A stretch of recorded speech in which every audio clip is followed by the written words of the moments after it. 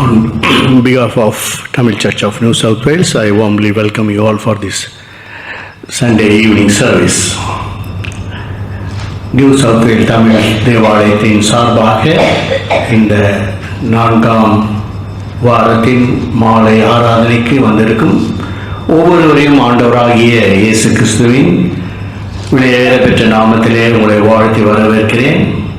அதோடு மாத்திரமல்லாமல் காணொலி ஊடாக எங்களோடு கூட இந்த ஆராதனையிலே கலந்து கொண்டிருக்கிற ஒவ்வொரு குடும்பத்தாரையும் ஆண்டவராகிய இயேசு கிறிஸ்துவின் நாமத்திலே நாங்கள் வாழ்த்தி வரவேற்கிறோம். ஜெபம் செய்வோம். மகா கிருபையும் இரக்கமும் நிறைந்த எங்கள் நல்ல ஆண்டவரே, இந்த அருமையான மாலை வேளைக்காய் உம்மை ஸ்தோத்தரிக்கிறோம், துதிக்கிறோம். தேவரீர், எங்களை தாழ்த்தி உடைய கர்த்தரை கொடுக்கிறோம். என் தன்மனை மேற்பரமாய் கர்த்தாவே, அடிமையின் வாயின் வார்த்தைகள் இருதயத்தின் சிந்தனைகள் தியானம் சமூகத்திலே பிரீதியாக இருப்பதாக, சத்துரு பலன் கொள்ளாதபடி செய்வீராக. எல்லாவித அந்தகார சக்தியின் கிரியைகள் பொல்லாத ஆவிகள் நசரேயனாகிய இயேசு கிறிஸ்துவின் அதிகாரம் நாமத்தினாலே கட்டப்படுவதாக. ஆவியானவர் தாமே ஒவ்வொருடைய வாழ்க்கையிலும் வெற்றி கொடி பிடிக்கும்படியாய் மீட்பர் ரட்சகருமாகிய இயேசுவின் இனிய நாமத்தில் ஜெபிக்கிறோம், ஜீவனுள்ள நல்ல பிதாவே, ஆமென். How many of you have noticed that for the past 3 weeks the message is only up to 35 minutes? Are you happy? 35 நிமிடங்களுக்கு மேலாக செய்தியை நாம் எல்லாம் சுருக்கிவிட்டோம். இனி எல்லாருமே 35 மினிட்ஸுக்கு மேலே நம்ம செய்தி நாம் பார்க்க வேண்டியதாக இருக்கிறோம். ஏனென்றால் மீதி காரியங்களை எல்லாம் நாம் பார்க்க ஒழுங்கும் கிரமமாய் எல்லாம் நடக்கும். சரி, மீண்டுமாக வாசித்த இந்த வேத பகுதியிலிருந்து தானியேல் தீர்க்கதரிசியின் புஸ்தகம் 9ஆம் அதிகாரம் 4ஆம் வசனத்தை மீண்டுமாய் வாசிக்க நாம் கேட்போம். என் தேவனாகிய கர்த்தரை நோக்கி ஜெபம் பண்ணி பாவ அறிக்கை செய்து, ஆண்டவரே, உம்மில் அன்பு கூர்ந்து உம்முடைய கற்பனைகளை கை கொள்ளுகிறவர்களுக்கு உடன்படிக்கையும் கிருபையும் காக்கிற மகத்துவமும் பயங்கரமான தேவனே. தானியேல் ஒரு தேவ மனுஷன், is a man of God. தானியேலுக்கு என்ன பெயர் தெரியுமா? பிரியமான புருஷனே பேர். God loved him so much. ஆண்டவரே தானியேலை சொல்கிறார், தானியேலே, நீ தேவனுக்கு பிரியமானவன். நீ வேண்டிக் கொள்ள தொடங்கும் முன்னே கட்டளை பெற்றது. Before he started praying, the command came from the Lord. ஆண்டவரிடத்திலிருந்து அவன் வேண்ட ஆரம்பிக்கும் போது ஆண்டவர் பதில் அளிச்சது. இப்பேற்பட்ட தானியேல் அவருடைய ஜெபத்திலே ஆண்டவரிடத்திலே அவன் ஜெபிக்கும் பொழுது அந்த ஜெபத்திலே அவன் சொல்லுகிறான், ஆண்டவரே, உம்மிலே அன்பு கூர்ந்து உம்முடைய கட்டளைகளை கை கொள்ளுகிறவர்களுக்கு நீர் என்ன செய்கிறீர்? கிருபையும் உடன்படிக்கையும் கிருபையும் காக்கிற மகத்துவமும் பயங்கரமான தேவனா. என்ன சொல்லிருக்க? உடன்படிக்கையை காக்கிறவர், கிருபையை காக்கிறவர். தொடர்ந்து கிருபை குறித்து தான் நாம் ஜனவரி 1ஆம் தேதியிலிருந்து கிருபை குறித்து தான் நாம் தியானம் பண்ணிக்கொண்டே இருக்கிறோம். ஈவன் ஆன் மண்டே ஃபெலோஷிப் அதுவும் கிருபை குறித்து தான் ஆண்டவர் பேச வைக்கிறார். அப்ப இங்கு தானியேலுடைய ஜெபத்திலே, அவனுடைய விண்ணப்பத்திலே நாம் அநேக காரியங்களை நாம் கற்றுக்கொள்கிறோம். தானியேல் தன்னையும் சேர்த்து தான் சொல்கிறார். என்ன சொல்கிறார் என்றால் 5ஆம் வசனத்தை நாம் வாசிப்போம். 5ஆம் வசனம், நாங்கள் பாவம் செய்து, ஒவ்வொன்றாய் வாசிக்கலாம். நாங்கள் பாவம் செய்து, இரண்டாவது அக்கிரமக்காரராய் இருந்து துன்மார்க்கமாய் நடந்து கலகம் பண்ணி உம்முடைய கற்பனைகளையும் உம்முடைய நியாயங்களையும் விட்டு அகன்று போனோம். நல்லா கவனிக்கிறோம். It is the nominal and normal human tendency. ஒவ்வொரு மனுஷன்ல என்ன நடக்குதோ அதை தான் சொல்றாரு. நாங்க பாவம் செய்தோம், ரெண்டாவது அக்கிரமம் செய்தோம், மூணாவது துன்மார்க்கமாய் நடந்தோம். We were wicked. துன்மார்க்கமாய் நடந்தோம், அடுத்தது கலகம் பண்றது. ஒன்னு சொல்லிட்டா 10 திரும்பி சொல்லுவோம். அதுதான் கலகக்காரர், கலக வீட்டாரேன்னு ஆண்டவர் வேதத்திலே இஸ்ரேல் ஜனங்களை சொல்றார். கலகம் பண்றவங்க நீங்க, துன்மார்க்கமாய் நடக்கிறவங்க. அவர் Daniel is a man of God. அவர் தண்ணியை சேர்த்துக்கிறார். நாங்கள் பாவம் செய்தோம், அவர் தண்ணியை சேர்த்து தான் சொல்றாரு. நாங்கள் பாவம் செய்து, நாங்கள் அக்கிரமம் செய்து, நாங்கள் கலகம் பண்ணி, நாங்கள் துன்மார்க்கமாய் நடந்து உங்களுடைய கட்டளைகளை விட்டு அகன்று போயிட்டோம்.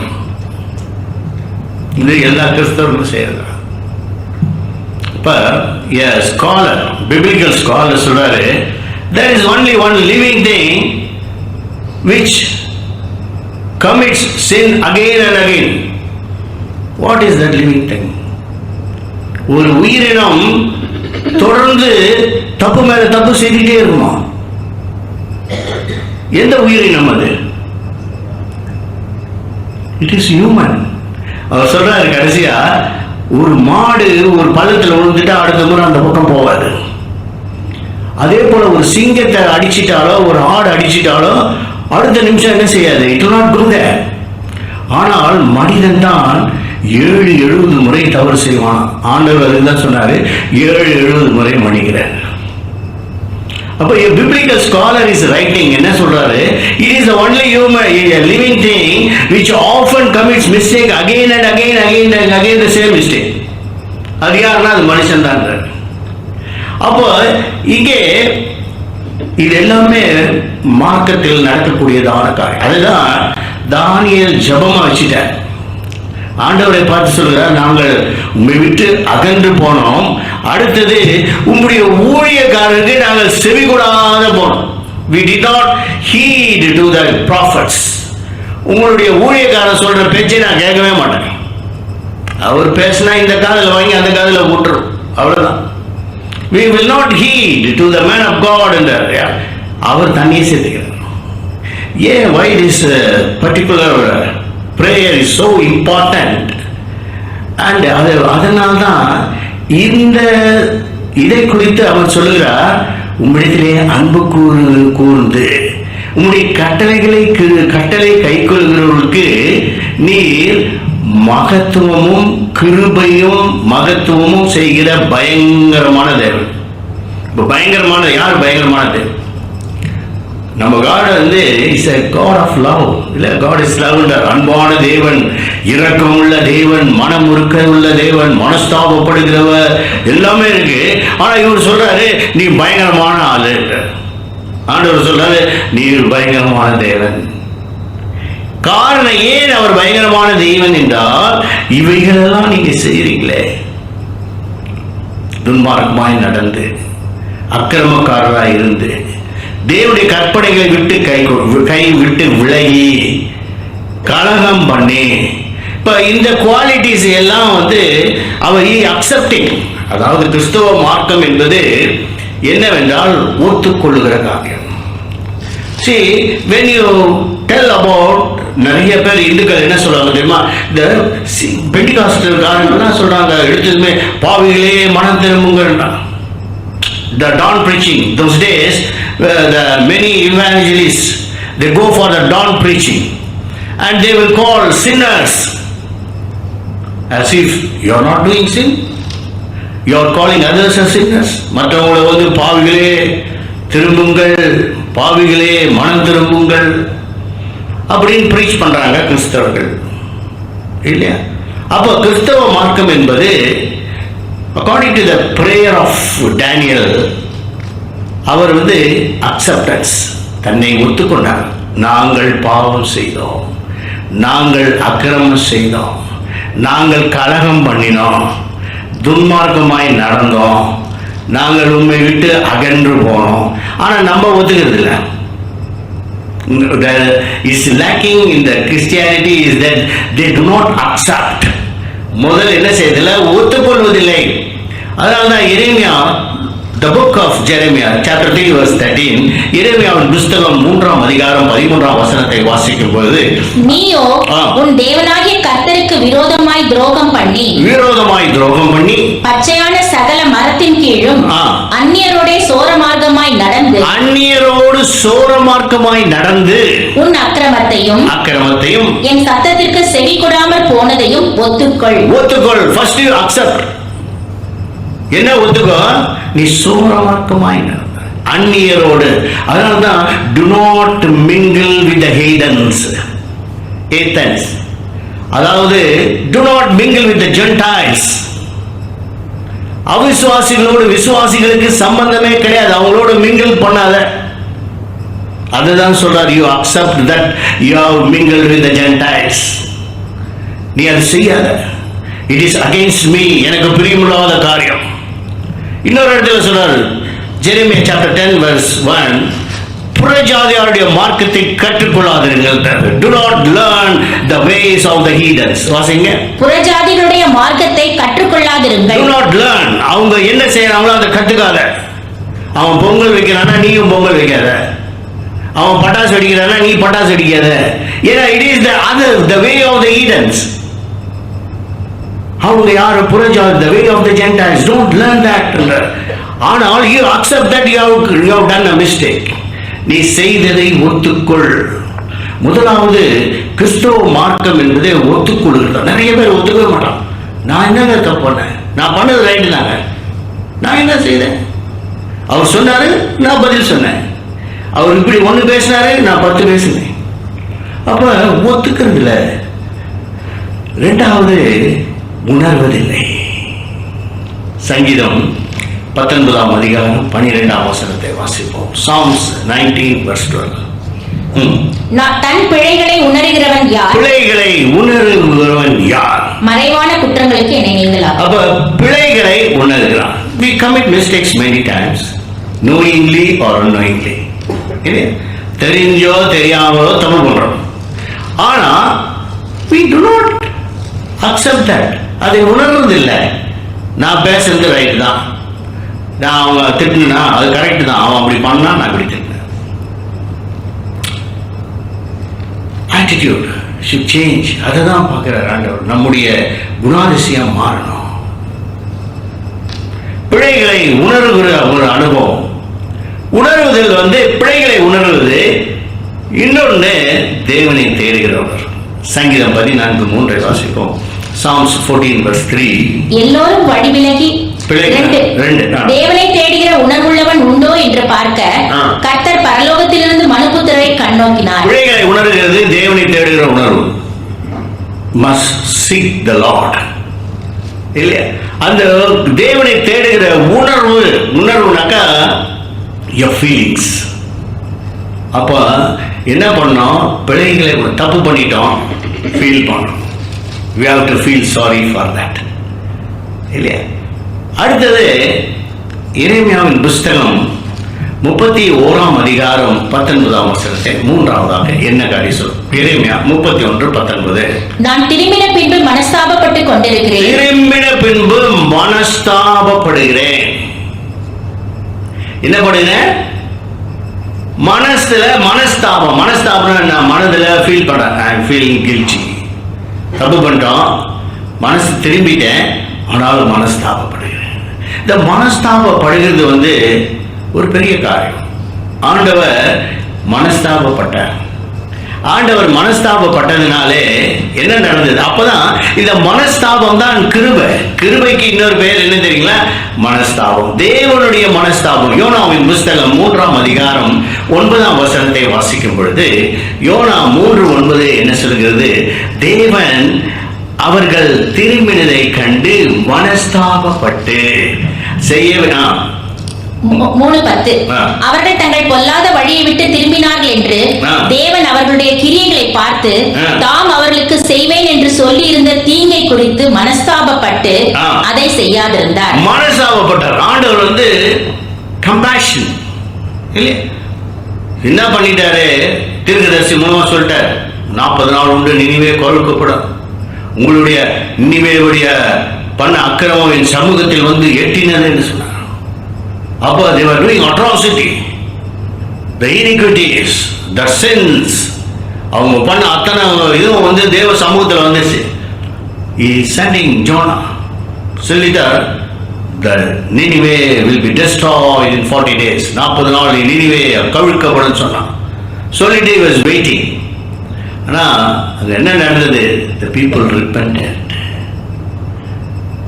Repentance is very important. Acceptance, முதலாவது ஒத்துக்கொள், தவறை ஒத்துக்கொண்டார்.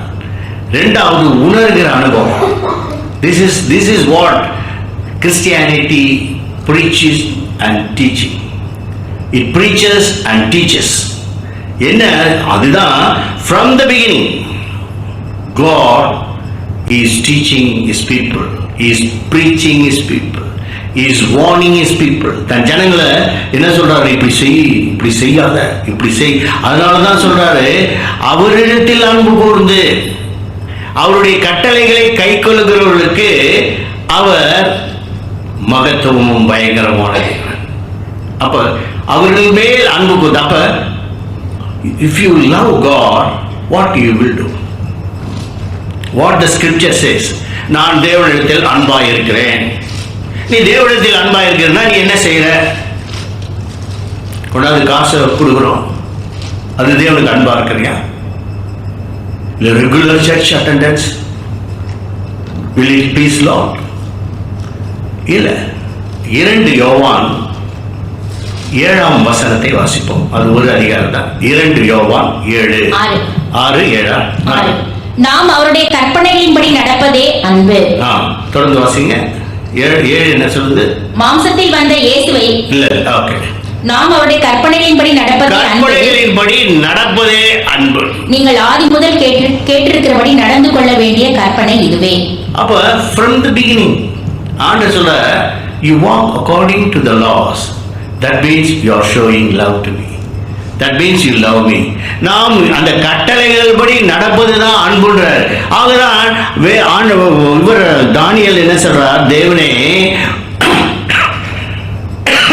உம்மிடத்தில் அன்பு கூர்ந்து உம்முடைய கட்டளையை கை கொள்கிறவர்களுக்கு நீர் என்ன செய்கிறீர்? உடன்படிக்கையும் கிருபையும் காக்கிற மகத்துவம் பயங்கரமான தேவனே.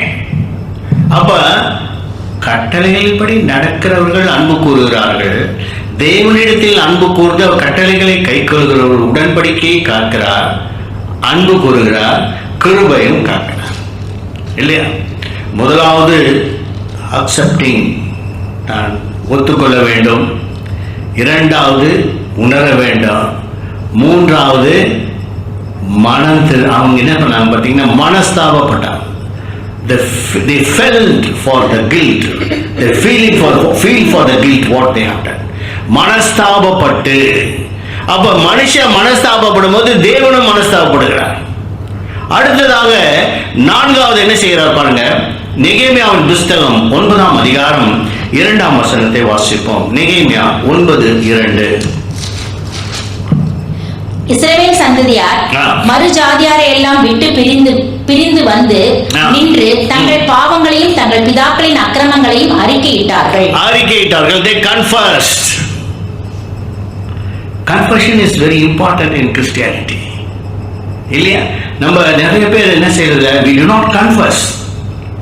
See, in Pentecostal churches, before they take communion, they have to confess. Confess and feel for the guilt. பாவ அறிக்கை செய்தார்கள். அவர்கள் என்ன அடுத்த வசனம் சொல்கிறது, அவர்கள் மற்ற ஜாதியாரை எல்லாம் விட்டு பிரிந்து. வசிப்போம் 9:3. அவர்கள் எழுந்திருந்து தங்கள் 2ஆம் வசனத்திலே இஸ்ரவேல் சந்ததியார் மறு ஜாதியாரை எல்லாம் விட்டு பிரிந்து வந்து நின்று தங்கள் பாவங்களையும் தங்கள் பிதாக்களின் அக்கிரமங்களையும் அறிக்கையிட்டார்கள். அவர்கள் எழுந்திருந்து தங்கள் நிலையில் நின்றார்கள். அப்பொழுது ஒரு ஜாமம் மட்டும் அவர்களுடைய தேவனாகிய கர்த்தரின் நியாயப்பிரமாண புஸ்தகம் வாசிக்கப்பட்டது. பின்பு ஒரு ஜாமம் மட்டும் அவர்கள் பாவ அறிக்கை பண்ணி தங்கள் தேவனாகிய கர்த்தரை பணிந்து கொண்டார்கள். நியாயப்பிரமாண புஸ்தகம் வாசிக்கப்பட்டது, வேதம் வாசிக்கப்பட்டு அடுத்ததாக அறிக்கை செய்தார்கள். This is what Christianity teaches. கிறிஸ்தவ மார்க்கம் நமக்கு என்ன போதிக்கிறது என்றால், இவைகளை தான் தானியேல் ஜபமாக சொல்றார் இல்லையா? அப்ப முதலாவது ஒத்துக்கொள்கிற அனுபவம், தேவன் தன்னுடைய குறையை ஒத்துக்கொள்கிறது. இரண்டாவது பிழைகளை உணர்கிறது. மூன்றாவது மனஸ்தாபப்படுகிறது. நான்காவது அறிக்கை செய்கிறது, கன்ஃபஸிங். நீதிமொழிகள் 28:13 நாம் வாசிக்கும் போது, நீதிமொழிகள் 28ஆம் அதிகாரம் 13ஆம் வசனம் சொல்கிறது, தன் பாவங்களை மறைக்கிறவன் வாழ்வடைய மாட்டான், அவைகளை அறிக்கை செய்து விட்டு விடுகிறவனோ இரக்கம் பெறுவான். He receives the mercy of God. Mercy is otherwise called as grace. இல்லையா? தன் பாவங்களை மறைக்கிறவன் cannot live. அறிக்கை செய்கிறான், விட்டு விடுகிறான். You confess and sin no more. பாருங்க, ஆண்டவர்கிட்ட நிறைய பேர் வந்தாங்க. They came to receive the healing from Jesus. இல்லையா? A woman was caught red-handed while doing prostitution. அவளை கொண்டு வந்தாங்க. விபச்சாரத்தில் கையுமையுமாய் கண்டுபிடிக்கப்பட்ட ஒரு பெண்ணை கொண்டு வந்த உடனே ஆண்டவர் சொல்றார், நானும் உன்னை ஆக்கணைக்கு தீர்க்கவில்லை, நீ போ, இனி பாவம் செய்யாத. sin no more. இனி பாவம் செய்யாத அப்படின்னு சொல்லிதான் அனுப்புற. அப்ப ஒத்துக்கொள்ளுதல், பிழைகளை உணர்கிறது, அடுத்ததாக மனஸ்தாபப்படுகிறது,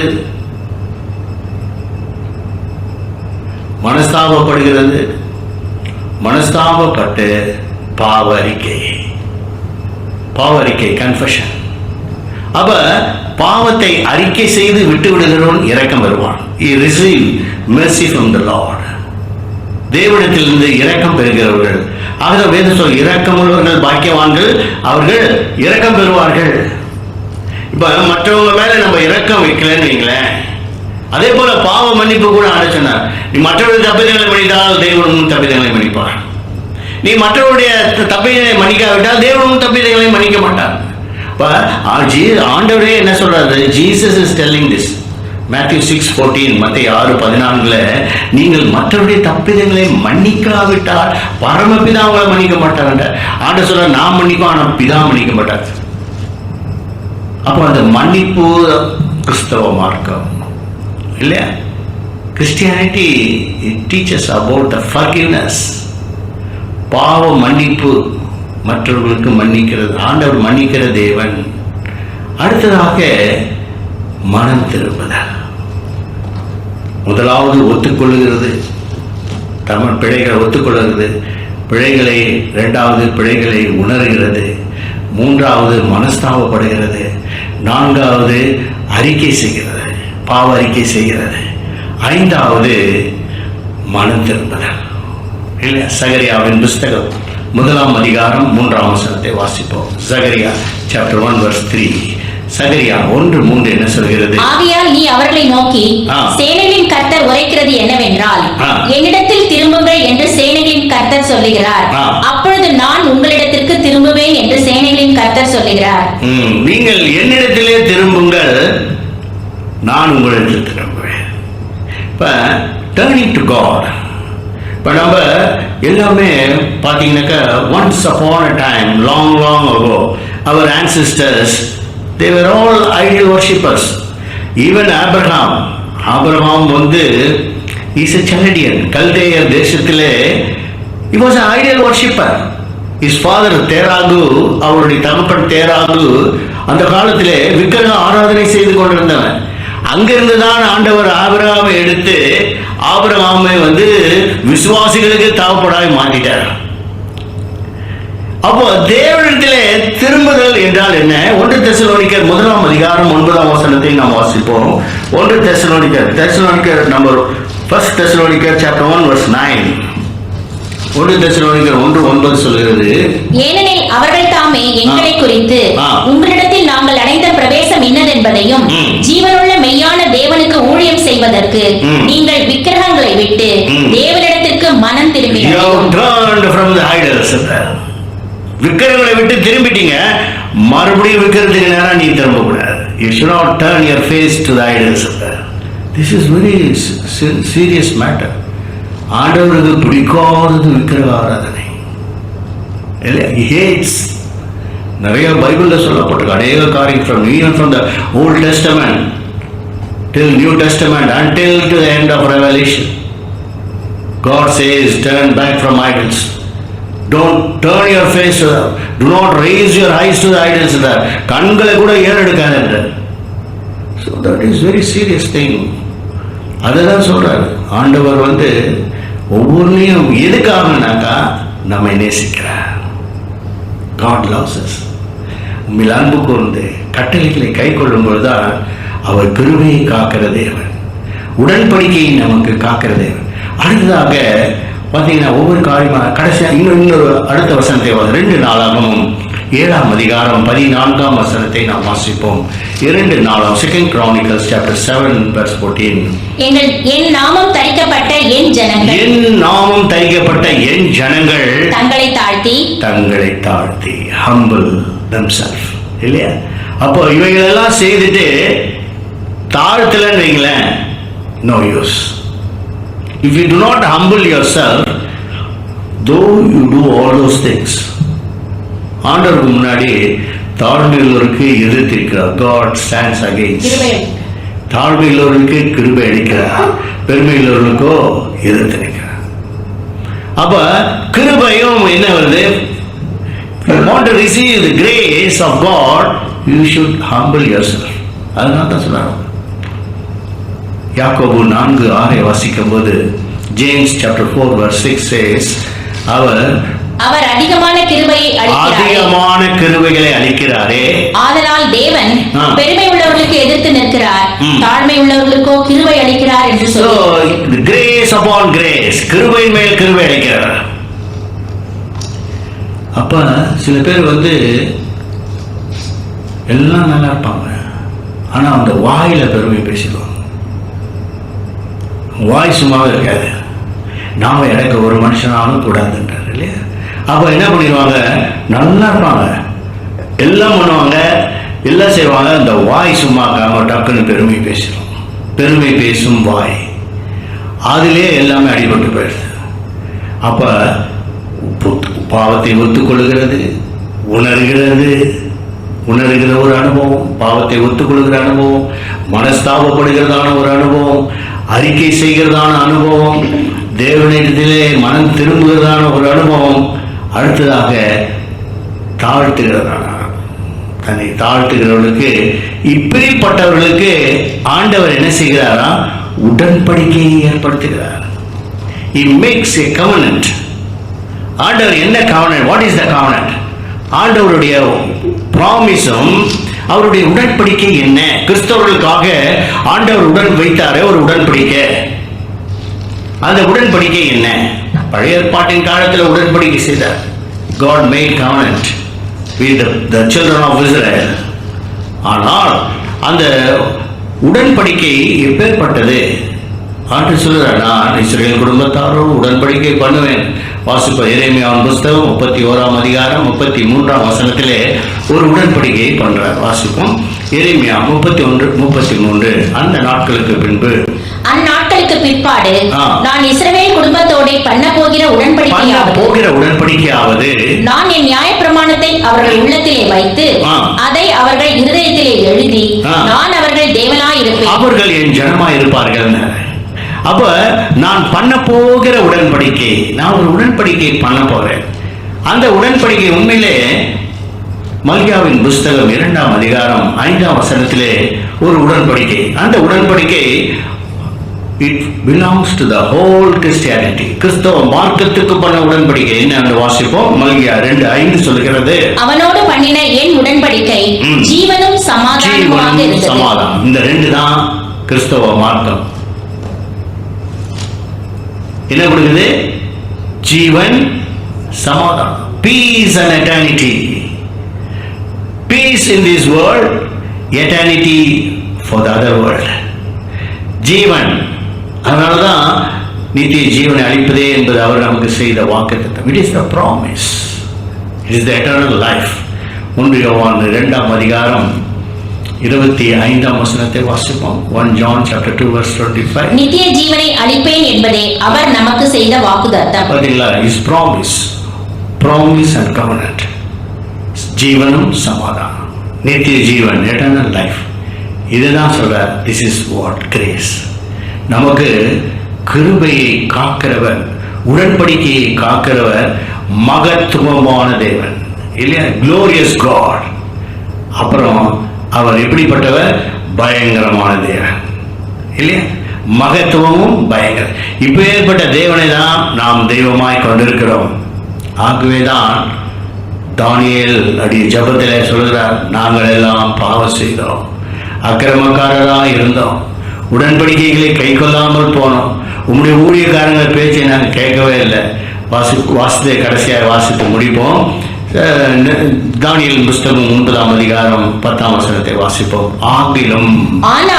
ஆனாலும் எங்கள் தேவனாகிய ஆண்டவரிடத்திலே இரக்கங்களும் மன்னிப்பும் உண்டு.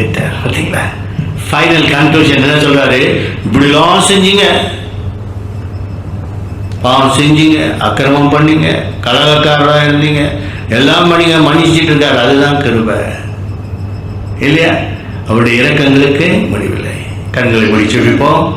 அன்பு பிதாவே, இந்த நாளுக்காக நன்றி செலுத்துகிறோம். இந்த நாளில் கூட கர்த்தாவே பேசப்பட்ட வார்த்தைகளுக்காக உங்களுக்கு நன்றி. ஆண்டவரே, உடைய மன்னிப்புகள், உடைய இரக்கங்கள் அப்பா, மகத்துவமான தேவன், நீர் பயங்கரமான தேவன், உடைய கிருபை பெரிதப்பா. ஆண்டவரே, கிருபையின் மேல் கிருபையை நாங்கள் பெற்றுக்கொள்ளவும், ஆண்டவரே உம்மிடத்திலே அன்பு கூர்ந்து உம்முடைய கட்டளைகளுக்கு கை கொள்கிறவர்களுக்கு கர்த்தாவே நீர் உடன்படிக்கை செய்கிற தேவன். அந்த உடன்படிக்கை ஜீவனும் சமாதானமாக இருக்கப்பா. ஆண்டவரே, எங்களை தாழ்த்தி உம்முடைய கருத்தில் ஒப்படுகிறோம். ஆசீர்வதியும் பலப்படுத்தி பாதுகாத்து வழி நடத்தும். இயேசுவின் இனிய நாமம் ஜெபிக்கிறோம் நல்ல பிதாவே. ஆமென்.